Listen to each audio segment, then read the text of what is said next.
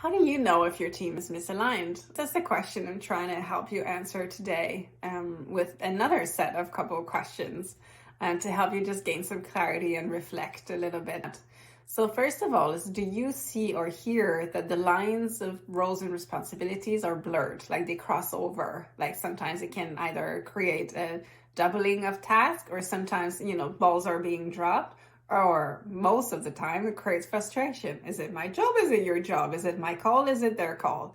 So just, understanding like where are the lines and are they blurred, and just being intentional about having a process. So taking a step back, being intentional, understanding where the roles and responsibilities of one stops and where the other one starts.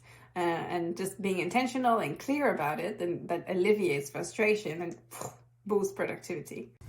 Do you find your processes might be a little overcomplicated? Most of the time what I'm noticing is that they became complicated to accommodate personalities, to accommodate strengths and weaknesses of some team members. Sometimes the team members are still on the team, and sometimes they're not even there. And so the processes just became more complex to accommodate that. So doing like a realignment exercise will help you take a step back and being able to just look at how do we do things and why do we do it like that. And the last question is like, do you wonder if your ship is sailing in one solid direction, or is it more like zigzagging until you get to destination and losing efficiency and productivity while you zigzag?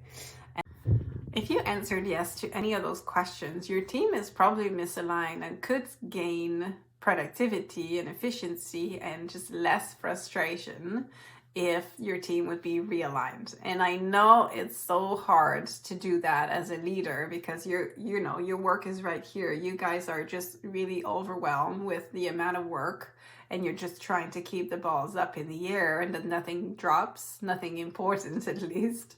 But that's what I really do best. That's my job, and that's where I come in, and I, first of all, can support you through that, but it's just be able to take that step back, and I will do that for you.